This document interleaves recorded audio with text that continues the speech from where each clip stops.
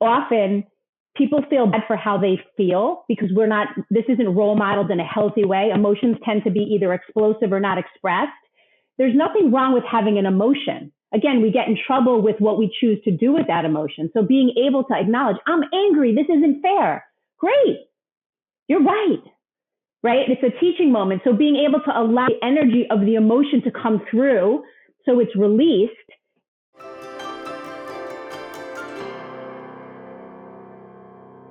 Have you ever noticed how your energy or the energy of those around you can shift the entire mood of a room?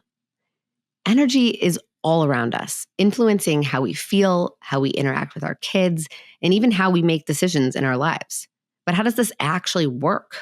Is there science behind it, or is it just another woo-woo concept? And more importantly, how can we use this awareness to create more calm, connection, and abundance in our daily lives? This week, I'm joined by Stephanie Filardi, an energy practitioner and the co-founder of Bronxville Wellness Sanctuary. In this conversation, we're diving deep into what really means to direct our energy, why emotions themselves aren't inherently bad, but how we respond to them can make all the difference, and what the research reveals on how what we focus our attention and energy on impacts the brain and the body. Plus, at the end of the interview, Stephanie guides us through a simple but powerful meditation that you can return to again and again. So if you're curious about how energy impacts your parenting, your relationships, and your ability to create the life you want, this episode is definitely for you. Hi, I'm Dr. Sarah Bren, a clinical psychologist and mom of two. In this podcast, I've taken all of my clinical experience, current research on brain science and child psychology, and the insights I've gained on my own parenting journey, and distilled everything down into easy to understand and actionable parenting insights so you can tune out the noise and tune into your own authentic parenting voice with confidence and calm. This is Securely Attached. Hello, welcome back to the Securely Attached podcast. We have Stephanie Filardi here with us today, and this is special because, well, we'll get into it. But Stephanie, you are an energy practitioner, which we'll also talk about how that means so many things. But we have a very special relationship, and I'm just so grateful that you are here today. Thank you. It's great to be here. So we'll get into how we've worked together, I'm sure, later. But, I've been seeing Stephanie for about 2 years now to work on my own relationship with my energy. And I know that might sound a little confusing to people. So I promise we will get into what that means. But Stephanie, do you want to just kind of say hello to everyone and let them know, what you do and how you got on this journey of working in this way? Sure. So I like to say that what I do is I teach people how to be. I teach how do people be in the world. And I got started on this journey a few decades ago when I was going through my own challenges and trauma in my life. And I always was wondering, there be more, right? There's got to be more than this physical body. And, kind of why am I here? A lot of the big questions that many of us ask when it feels like everything's falling apart. So I started really looking at my life and spiritually and what I was doing. And I got into yoga and meditation, which led me to energy healing and soul work. So over the years, my work is a combination of all of it, with the intention of bringing people back to themselves. Because when we are aligned with ourselves and connected to ourselves, we can make choices that are in alignment, which creates abundance on all levels.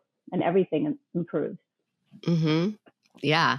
And it's interesting because you are so in tune with your spiritual self and your energy, because I know that about you well, but you are not one of the things I love about having worked with you for so long is that my sort of sciencey brain is so welcome in our work together.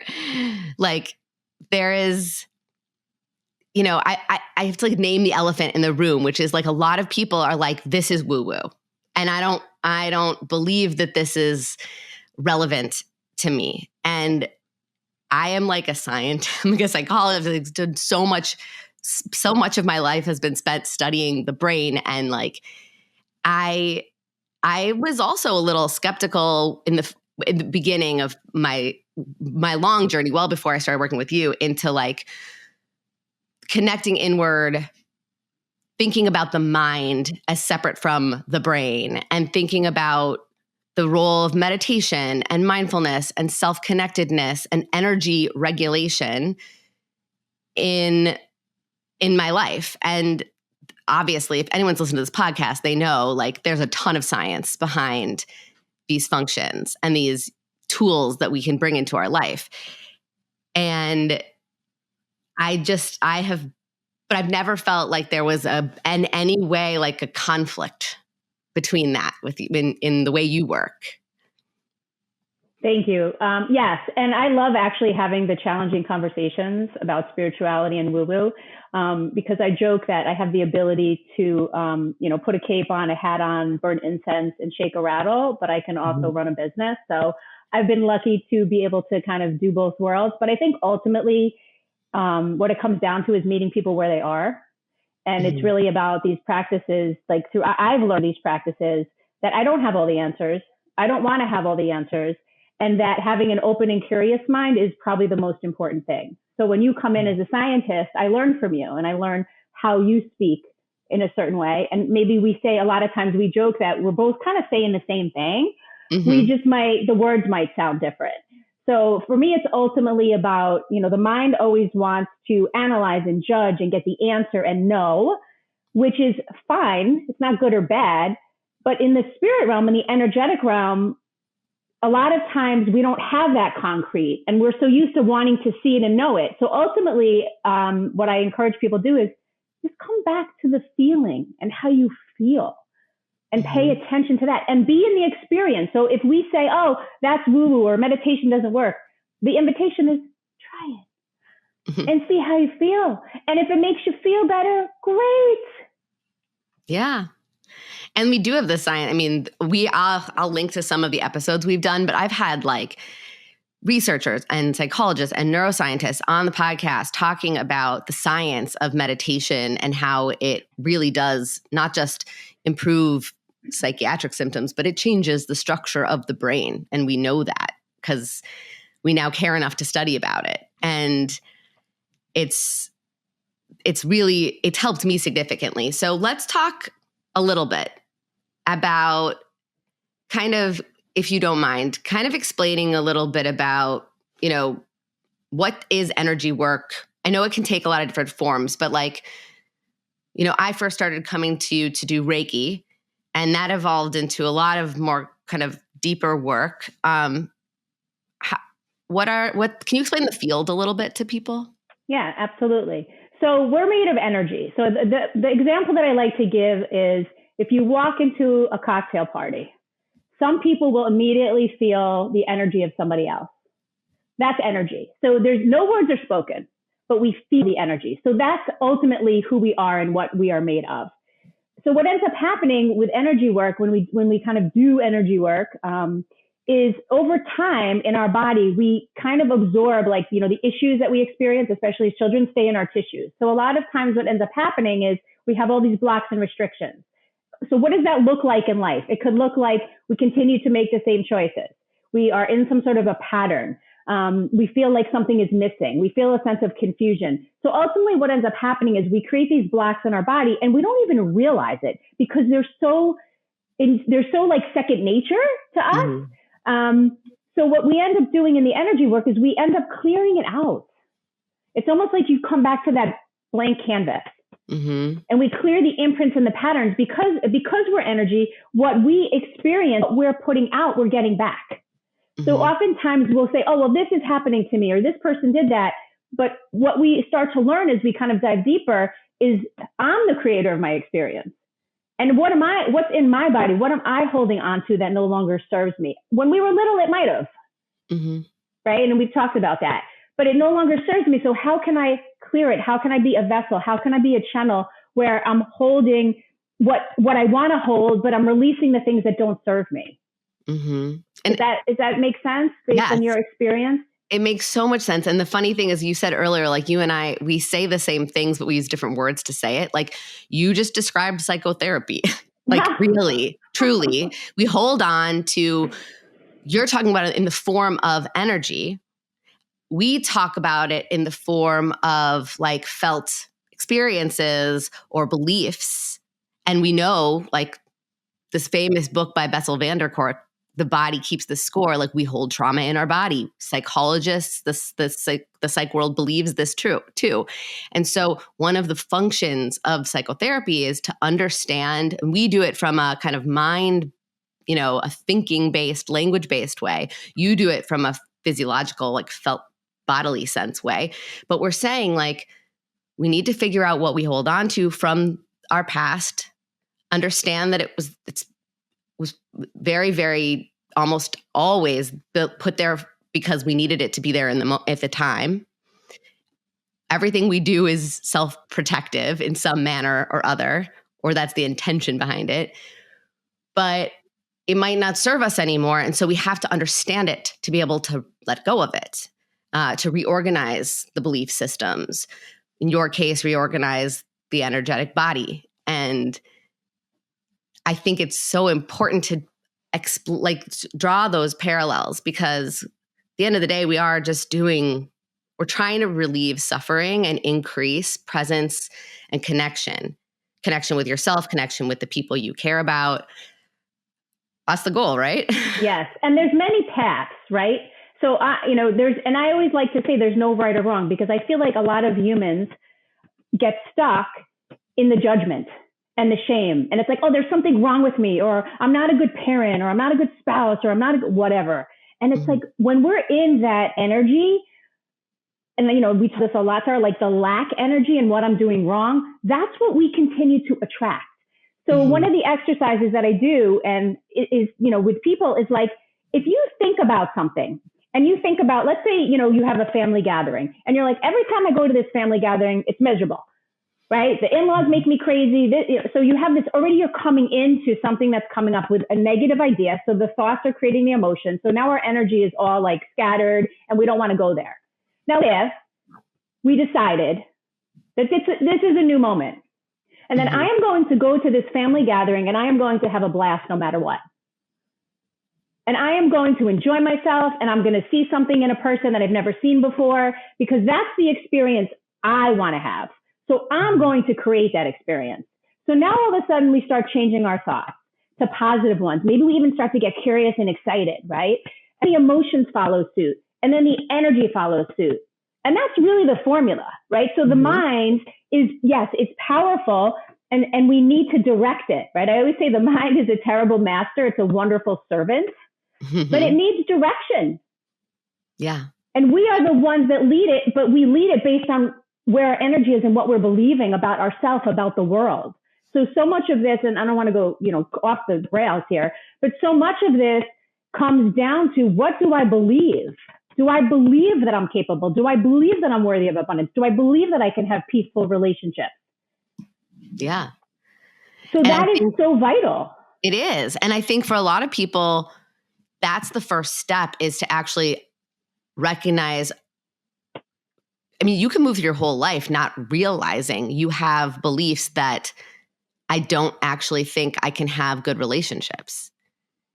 Exactly. And yet, when you tap into that knowing, oh my goodness, I have that belief. I didn't realize I had it, but I think I do on some level keep thinking I can't have good relationships, and people are not trustworthy, and we should avoid them. We should doubt them. I do a lot of parts work, which is like rooted in internal family systems therapy, which is or IFS. And, a lot of in that way of thinking about it, you might sort of be curious, how old is the part of you that holds that belief system? And very often when I ask someone, how old is that part of you that believes you can't have good relationships?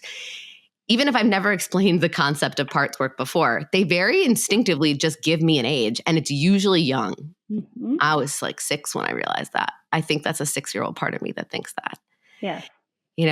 And So I wonder too, do you think of energy as having ages? Not necessarily. No, I don't think of it like that. Do I think that these things come into, we create these blocks and patterns at certain ages in our life? So this is when this started. Yes. Like if we're told at the age of 6, you're not good enough, then we might start to believe that. So we give so much energy to that thought and we keep carrying it as we get older that people actually start to believe that about us because we show up. So it's almost like these thought forms gain momentum of themselves. And we start to believe it until one day, hopefully we wake up and go, wait a second. And that usually happens when we're in some sort of suffering or life isn't working out the way we want. And we're finally ready to say, okay, now I'm willing to try the woo-woo meditation. Which most of us as humans, and again, it's not about judging. I laugh about it. I say all the time, we're messy and complicated and beautiful and amazing. So understand that's part of the human condition, which is another thing I want to kind of, as lead into with the meditation. What happens in the meditation is we're able to calm the nervous system enough and access the stillness where we can actually ask ourselves, what are my beliefs? Because in the absence of having some sort of a practice that slows us down and draws us in, we are never going to ask the question or get the answers. Yeah. I mean, that's been one of the most for me, one of the most beneficial outcomes of the work I've been doing with you over the last couple of years is that like my brain moves so fast, and that's good for me in some places and terrible for me in others because I don't stop and check in very often. Like I'm whirling to the next. And like, I will often describe it as like, I'm skiing downhill so fast that like, I'm getting ahead of my skis. So I have no steering, right? And it feels like I'm free falling sometimes, the speed. And I feel like one of the most important things I've learned from you, I know I need to slow down, but that's been elusive to me, right? Like, how do I actually do it with my mind, in the mind? And so figuring out ways to slow down the speed at which my mind is moving, which then makes my body move at that, like everything slows down. I feel like my nervous system has been so much more regulated. My ability, so it's not just about thoughts, right? It's when my mind slows, my whole body can rest. And I didn't used to be able to do that. And it's changed so much just for my health. Like it's been so important, I think, and my parenting, which I want to get into also. But I'm curious if you have any thoughts on that. Yes, of course. Because when you slow it down, so think about it in real life. Like I say all the time, you can sit on the meditation cushion, nobody's around, you light the candle, you have a great 20 minutes, and then all of a sudden you open the door and life is at you and you lose it, right? So to me, life is a meditation, honestly, the practice. What we do when we sit and meditate is we cultivate the discipline of putting space between what's going on in our mental, emotional body and our behavior. So most of us get in trouble because of the behavior, right? It's not that the thought or the emotion is, quote, bad or wrong necessarily. It's that we let it drive us. So when we're in a situation where we're being confronted, whether it's by our children or our spouse or whoever it is in our world that's triggering us, when we have the discipline to start to slow down, when we start to feel ourselves speeding up, and because we practice a meditation, the mind remembers the discipline. It's like muscle memory. We can actually ground to our feet, take a deep breath, and choose how to respond instead of react. And that is probably the greatest gift, one of that I've ever received from this practice, is in that gap between what's happening and my behavior. What am I doing? Where am I? And that is life-changing. Just that alone, that practice. Yeah. And you just described something that I imagine as a parent, we are desperately seeking in our kids, right? How many parents listening to this, give us an invisible hand raise because I can't see you, but like, how many times have you thought to yourself, my kid just did this impulsive thing and I'm to teach them that they can't do that thing, that they have to slow down and think before they take an action, right? Like that is one of the most like elementary pieces of like what we think of as our role of parenting, right? I can't tell you how many parents call me because they want to have a better handle on managing their children's behaviors. And inherent to what you just described is the reframe I'm constantly giving to parents, which is the behavior is a byproduct of regulation. If you want them to be able to behave in a certain way that they know is the most appropriate way, then you don't need to keep teaching them don't hit. They already know that it's not okay to hit. They're not hitting because they think it's okay to hit. They're hitting because that space between feeling something and acting on the impulse that feeling initiates is too tight, too small. It's instant. They're too close together. And the goal is to stretch that space out and help a child understand, I'm getting really mad right now. This feeling is really intensifying. I really want to hit my brother. But if I'm thinking that out loud in my mind, I'm actively knowing that, I might still hit. Like, let's be honest, kids are not great at choosing that impulse in that moment, but you can't not hit if you don't have the choice. You can choose not to hit. You can choose with practice and, support and scaffolding and a lot of developmental time to say, I don't want to hit you. I really want my thing back. Can you please just give me my toy? I was working with that and I need you to get back. Like, that's mine. Right now I'm using a totally different approach that's so much more skillful, but that's not because of behavior training. It's because of regulation and the capacity to notice a feeling, regulate the feeling, regulate the impulse and the urge and the action that follows it, and make a choice. And if we can understand that, it would completely reorient us as parents as to like, well, what's my goal? If I want my kids to behave a certain way, I have to stop focusing on the behavior. I have to start focusing on helping them, first, me helping them to regulate by co-regulating, and then eventually helping them to internalize those skills and self-regulate. Yes, perfect. And first, though, I as a parent need to be regulated. Yep. Right. So if I'm at a 10, right? So what are a lot of these practices are designed, if one is like, zen, and 10 is off the charts, if we're always at an 8, it doesn't take much to get to a 10, right? But if we can kind of hover between 4 and 5. So it always starts with, how am I showing up? Do I need to take a breath? And I love what you said about being able to, like, you didn't say this exactly, but use the words, because I think the other piece of this is, yes, being centered in ourselves, teaching our children how to be centered, and teaching them how to honor the feelings. Because I feel like often people feel bad for how they feel because this isn't role modeled in a healthy way. Emotions tend to be either explosive or not expressed. There's nothing wrong with having an emotion. Again, we get in trouble with what we choose to do with that emotion. So being able to acknowledge, I'm angry, this isn't fair. Great. Mm-hmm. You're right. Right? It's a teaching moment. So being able to allow the energy of the emotion to come through so it's released, and the child feels seen and heard and understood, and from a young age, learning that emotions aren't bad, but we have choices. How do we, and this is also, we're talking as adults, right? Mm-hmm. And I do this to myself all the time. How can I skillfully work with this emotion? Is there a conversation I need to have with somebody? Do I need to give it a little more space? So we end up taking back control. Mm-hmm. It's not outside of us, as many of us would like to think. We're not victims. It's here. Yeah.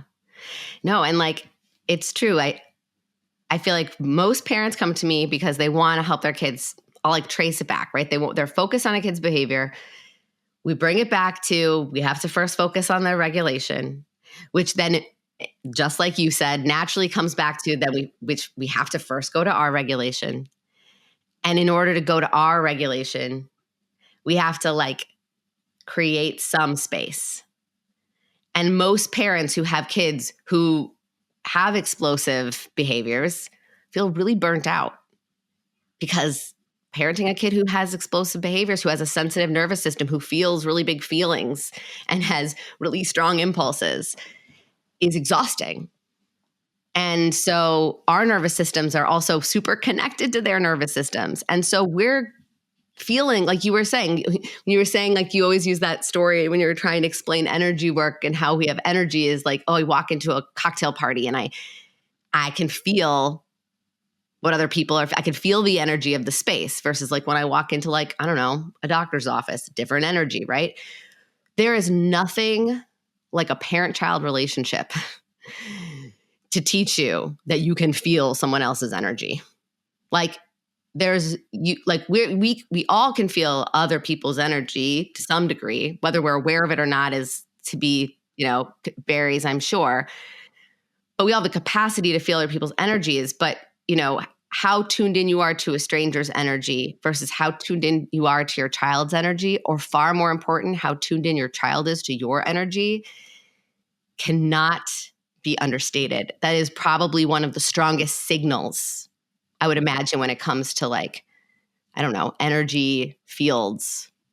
Definitely. Can you explain that in a way that makes sense? Like, can you translate that into how you would explain it? Yes, I'll tell you. It's very simple. Mm-hmm. If I asked you how a cell phone works, what would you say? It sends out a signal. I don't even know. It sends out like a signal. But we rely on it. We use it. I mean, ultimately with energy, you have to experience it. But we have cords and connections with people. It's like you think of someone and they call you, or you have a feeling about someone and then something happens, right? And everybody has different levels of sensitivity with that. And the reason why it's, energy, right? Like energy, you feel your child, you don't have to be in the same room, right? So this is what it is. It's this, the mind always wants to like make it concrete. It's a feeling, it's a sensation. And when we have relationships with people, especially when it's familial relationships, we develop these cords and connections, which is why it's so important to understand what's my stuff. Like even like, and you and I have talked about this, Sarah, what's my stuff from childhood that I'm holding on to that I'm now projecting on my children? Well, your child is a completely different soul. What does your child need? Maybe you didn't get something, but don't assume that that's the thing your child needs. So it always comes back to being present and looking at ourselves, and then you can read the room. And then you can start asking the questions of like, what's really going on here? Am I projecting this on my child, or is this something that's really going to help them? And that sensitivity though, right? Like you were saying, we all have some sense of signals and connectors, that receptors, right? But with the parent-child relationship, I'm curious, like, I don't know if it's like, I would assume it's probably the attachment relationship, because we are really hardwired. Our evolution has like evolved in such a way that like we have these really hardwired neural like systems that are just developed from birth to turn on and off based on the proximity to our primary care figure, right? We imprint, right? People are not neutral. The person who I imprint on, who I have this attachment relationship with from the beginning, I am wired to orient to them in a different way than I orient to somebody I don't know, or even somebody I know, but not in the way that I know my mom or my dad, or, the person who's my primary attachment figure. So like the brain's sensitivity, and I would imagine if the brain's sensitive, so is the nervous system's sensitivity to dialing into that person's channel is got to be so much stronger. Yes, because where our attention goes, our energy flows, right? So the more energy and attention we focus on something, the more it grows. So of course, when you're living with somebody day in and day out, and you're energetically connected, you're physically connected, especially if you've had this child and you've carried this child, right? In that case, you're day in and day out. So your everything is on high alert for this child. So think about the attention that we give, even when the child isn't there. Right? So the child could be at school and we're thinking about the child, right, at night. Right? So it becomes all consuming sometimes. So yes, anytime we give attention to something, that it just grows.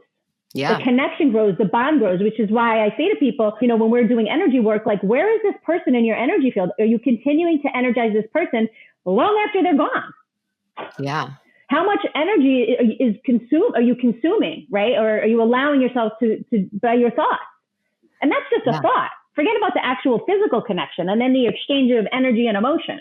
Right. So And the we don't brain realize. chemistry, because you want to hear a funny, I don't know why this popped in my head as we were talking, but there's this funny little scientific anecdote that I feel like is kind of interesting. So you were saying like, we even when they're not there, we can generate thoughts about them, obviously, but those thoughts aren't just thoughts. They have neurochemical effects. So for example, anyone who's ever like gone back to work while breastfeeding might know this, but like they often will tell you like bring a picture of your child or something that smells like your child when you're pumping at work, because that scent or that visual stimuli can activate, it's not just, oh, I'm thinking about my child. What it does is it actually activates the brain's production of oxytocin and prolactin, which turns on the breast milk production. And so you can actually have more success pumping at work if you have something that makes you think of your child, not because you're thinking of it, but because thinking of it activates actual neurochemical changes in the brain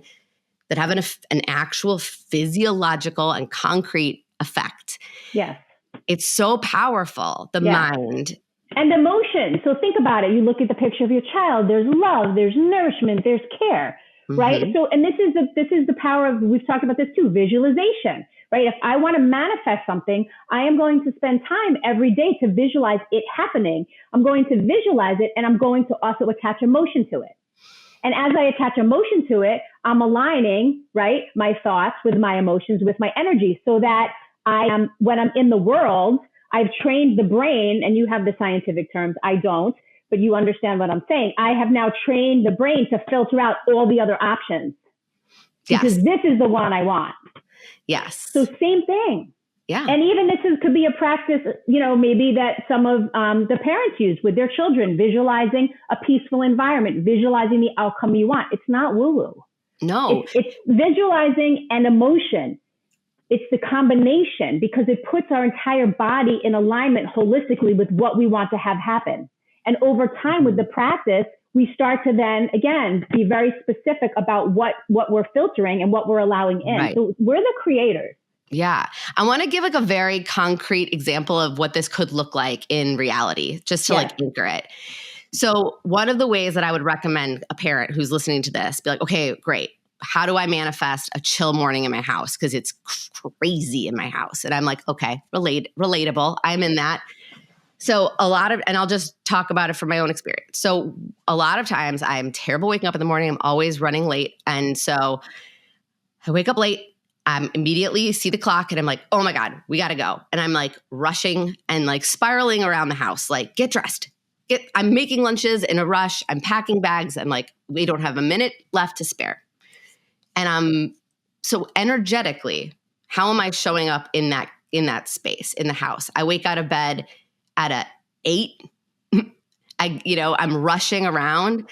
My kids are going to get pulled into this tornado of urgency and stress because we have these interconnected energetic signals. They're reading my energy. They don't just see it, they feel it. And so now they're moving up to an 8.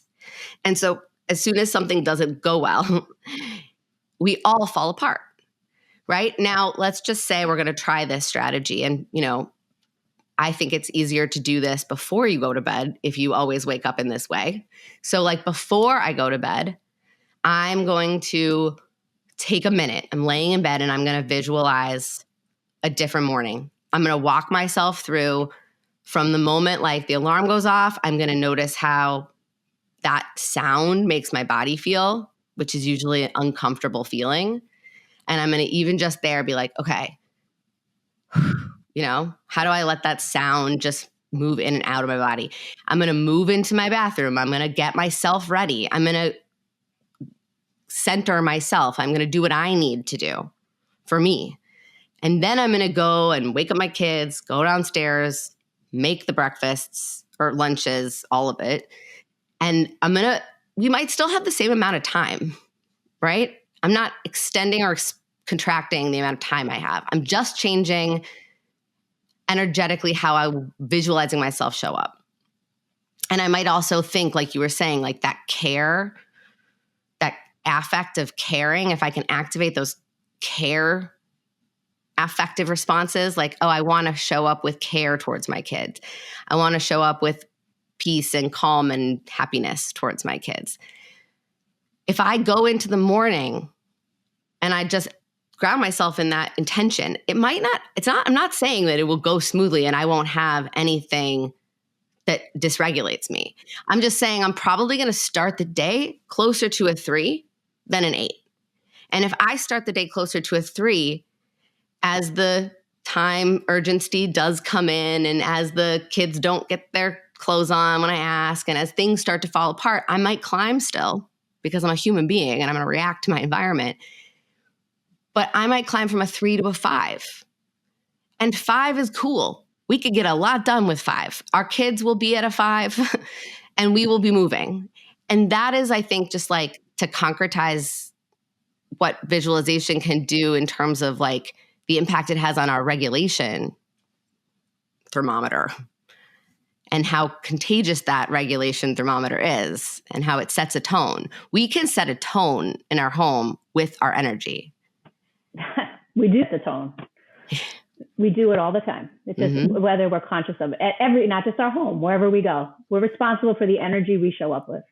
And I love what you said, and it's a great example. Do it before bed. And also, even in the morning, I say before you fly out of bed, you don't have to sit in a 20-minute meditation if you don't have time for that. Take a moment to breathe, and when your feet hit the floor, just even peace.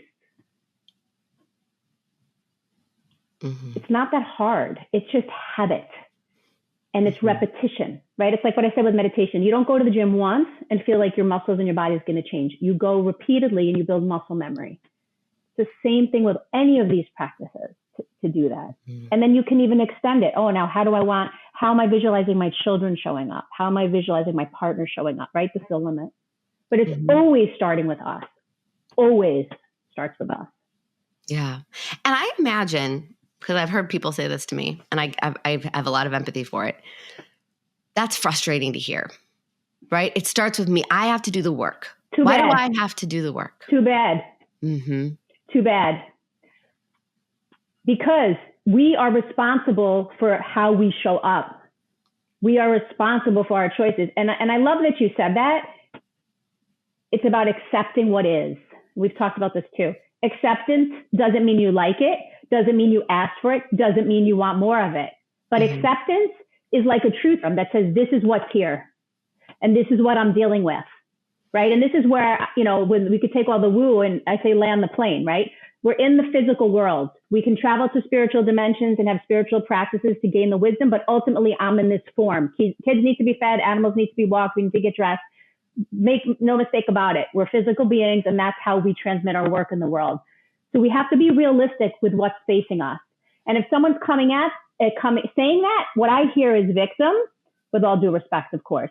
Yes. And what I hear is this person is carrying some stuff where they're in this path, always having to be the one to do the work. So what happened in their childhood, right? I'm going to go right there in my mind. What happened in their childhood where their needs weren't met, where they feel like it's all on them, where the boundaries need to be tightened, right? So I'm sure you relate because we've probably talked about some of these things. Yeah. And so we always get to look at us. And if we don't want to show up that way and I'm feeling that way, to me, again, I love getting in there. It's a crisis, but it's an opportunity to say, well, why am I showing up like that? Where do I need to stop saying yes to everything? Where do I need to use my voice and ask for support? Where do I need to say no? Yeah. Because it's our life experience. So much of this that I have learned is, how do I want to show up? Do I always want how I'm feeling and how I'm showing up in my life to be dictated based on the person and the circumstances and the situations? Because we know we can't control those things. Yeah. I can only ever control how I show up. And I want to show up as peaceful and loving and kind and benevolent and joyful and light as I can. That's my standard. Do I miss it a lot of days? Of course. But if I'm starting there, it's a lot easier. And then what happens is I start to focus on, well, this isn't aligning. I look at this. So if we never ask the question, we don't even know, right? We don't even know. Yeah. Yeah. I love it. And I also think it's very important what you said, like, these are my goals. That's my compass, but I'm not going to get there every day. Like I'm going to move in and out of it a lot. Like that's the reality of what this looks like. We can have a North Star of peace and connection and ease and love and joy, because we want to be orienting to that and checking in so that we make sure we're still pointing in that direction. But like, make no mistake, in and out of the day, you are not going to be Zen mama all the time. Like, no, that is, and you're not supposed to be, and it isn't ever real. Like, can we talk a little bit about setting kind of realistic expectations for what this really ends up looking like in real life? Of course. In my experience, it looks like the intention and then practicing non-attachment and non-judgment. Because as humans, right, we want to attach. Always attaching. That was a really good experience. I want to repeat that. That was a really bad experience. It's exhausting because the ego always wants to control. So for me, it's about, yes, set the intention, do the work, and then live your life and take everything that you're experiencing as feedback. So when we give ourselves the time and space to reflect and be present, then it starts to become just the way we live. And in tune. So always compassion, always grace, always mercy, and a lot of laughter because we're hot messes. And I mean that with love, right? We have to laugh at the silliness sometimes. But I can only laugh because I've had to go through the dark nights. I can only laugh because, at almost 50, I've had to deal with a lot of trauma and loss and suffering. And I'm like, hopefully I'll be here for another at least 45 years. And I want to love and be love and light as much as I can. So this doesn't come because I woke up like this. Believe me. Believe me. And it's a daily practice. You said something just now. You said the ego wants to attach, or the ego wants to, what did you say about the ego? Control. Yeah. Can you talk about what your word for ego is different than what psychologists refer to as ego, like ego, id, superego. We're not going to get into that, but can we talk a little bit about what the ego is? Yes. So in the way I experience ego, it's not about right or wrong, good or bad. It's about when I find myself showing up in a situation where I feel like I'm not enough, I'm trying to control, or I'm trying to be right, or I feel less than, it literally takes me out of what I consider to be my spiritual existence, because it's never going to be satisfying. It's always a lack. It's always coming from lack. It closes me down. It's contractive and it's human. So because, I'm a very spiritual person, my feeling is, and the way I experience the world is, I look at something and I go, well, is this choice coming from ego? Am I responding to this person or responding to my life from a place of ego where I'm not, it's not good enough. I'm trying to control, I'm trying to be right. Or am I experiencing my spiritual divine self? And when I'm spiritually experiencing my spiritual divine self, I know that we're all one, and I know that we're all love and light. So it helps me to have a conversation, and it helps me to orient, and it puts me in the place of abundance. So instead of saying, oh, he did this to me, or she did this to me, or it's not enough, I can calm my body. And it's not always this competition. And because when we think we're right, it makes another person wrong, and that never works. That's interesting. So like, I would maybe in my work with people sometimes talk about the like defenses versus like, what is my like integrated whole self thinking and saying. And so that sounds like a sort of similar parallel to what you're talking about. Like my whole self, when I'm not in a defensive state, when I'm not in a self-protective state, or like it's ego state, as you would call it, of I want to control, I want to explain, I want to justify, I want to protect myself, versus this integrated whole self that is calm and safe and can look at things more objectively and say like, and with a lot of self and other compassion, right? Compassion for myself, compassion for someone else. That's a place where we can perspective take, right? Okay, we can give each other the benefit of the doubt from that place, right? Like, okay, when I'm in a defensive state, or maybe this ego state, I want to blame you for making me mad or making me late or not listening when I said, put your shoes on for the 50th time. When I'm in my sort of centered, whole integrated self, that's in alignment with like my values and like this bigger intention of how I want to show up, how I want to care for my kids, I might be able to access that perspective taking and say, okay, you don't want to stop what you're doing right now. You really want to keep doing this thing. It doesn't change the fact that we have to go, but I'm not blaming you. I'm not needing to control you. I am understanding. Like, I don't know. It just feels like a much different place to enter into the, okay, we need to stop this and get in the car now kind of situation. Like, and I'm sure we could come up with a million other examples. I just seem to have that one come up all the time because that's like what I dealt with this morning. Mm-hmm. Yes. And it's the gap we talk about. What's happening? What's my reaction? And if we're coming from ego, we're coming from fear, control, lack, because underneath that, it's really about the fear, right? Mm-hmm. Control, fear, lack. That's the way I term it. But if I'm coming from the other place, I'm coming from abundance. So I know I'm enough. I know there's always enough. And we will together create enough. So whether that's having the conversation in a peaceful way or, in the material world, what we're creating, as long as I feel like I'm not enough or I need to have this, or if I have this, you can't have it, there's always going to be some sort of a war. Yeah. And that starts within. Yeah.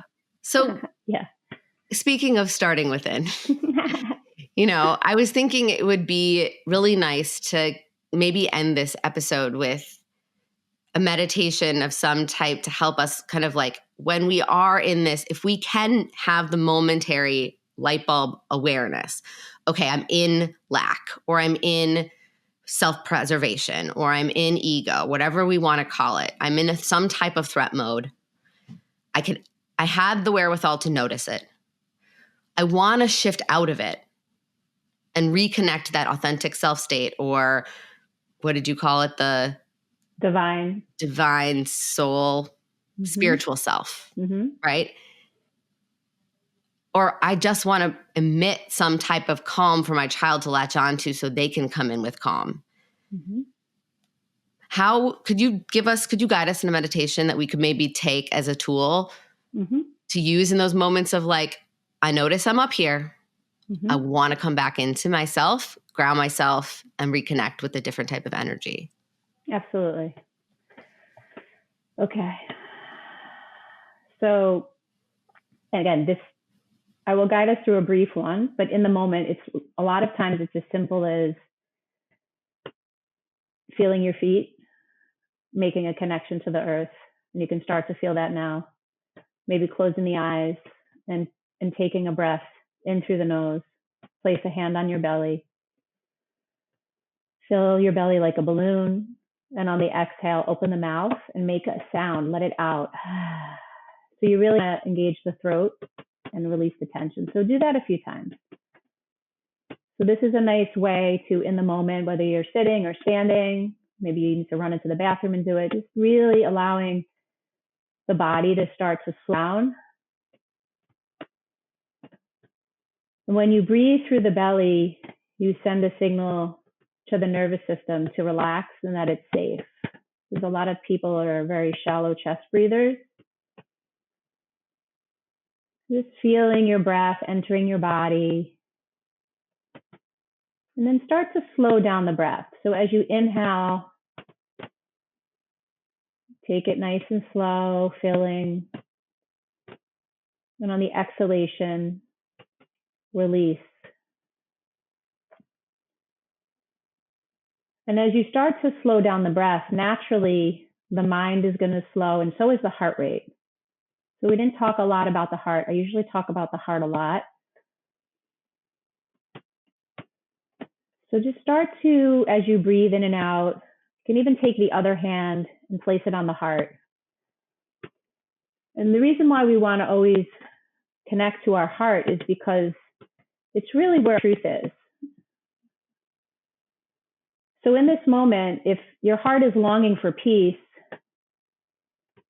then feel the energy of peace in your body. So whatever your heart is longing for, or connection. And as you continue to inhale and exhale,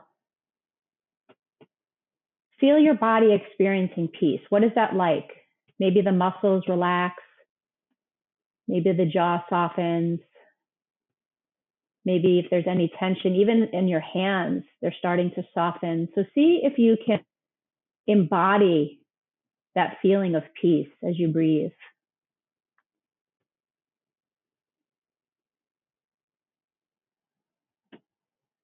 And savor the breath that brings in oxygen, oxygenating your cells, restoring you.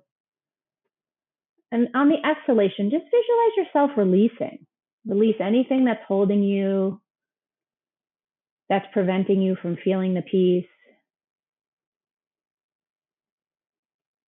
And then the connection of the hand that's at your belly to the hand that's at your heart.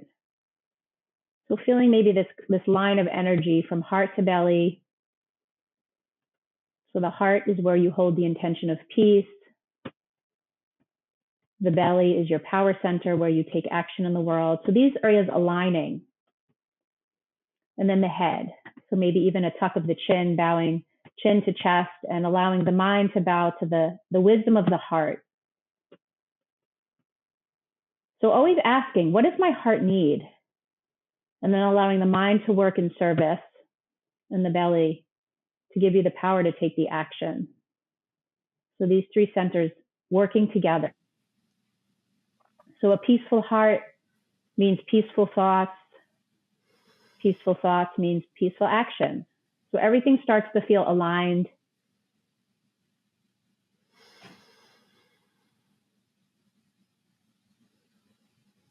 And then acknowledge yourself for showing up. So allowing the love you have for yourself and for your loved ones to guide you and fuel you. And take 3 more breaths here. So a breath is an inhale followed by an exhale.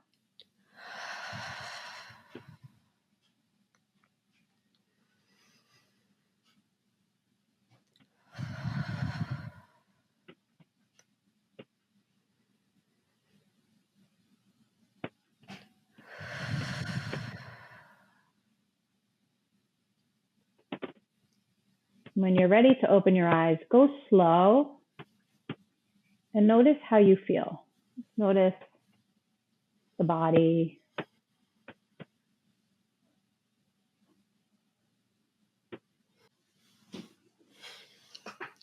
Thank you.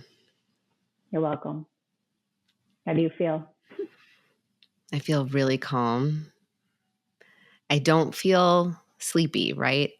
I often describe when I teach what I call like the emotion thermometer or the regulation thermometer, I always start at 3 as my baseline. And like 2 is I'm actually getting sort of sleepy and relaxed. I might be yawning. And 1 is like I could fall asleep. 3 is like I'm awake. I am present. I am engaged. Like I feel energy moving in my core, right? Like kind of between my head and my heart and my belly. Like a little bit of a buzzing, like a faint buzzing, vibrational buzzing. And like, I don't know, that's orienting to me. It's like keeps me in my body. It's calm. It's not frenetic. A lot of times I'm up way higher. I have a very frenetic, buzzy, energetic footprint. This brought me down. Thank you so much for sharing this with us. I really hope that people found this helpful. I feel like this is an episode that you might want to flag or save. You can save episodes in your podcast apps to come back to, because even just this timestamp, right? Come back to this meditation. It's here. You can use it. It's on your phone whenever you need it. Make it easy to find, because I can see this being a really helpful tool to have in your toolbox. I agree. Oh, well, you have to come back on this show soon. Of course. I will see you soon. And yeah, I'm just, let's keep this energy going. Yeah, stay in it. Yeah. Thank you. Have a wonderful day. You too.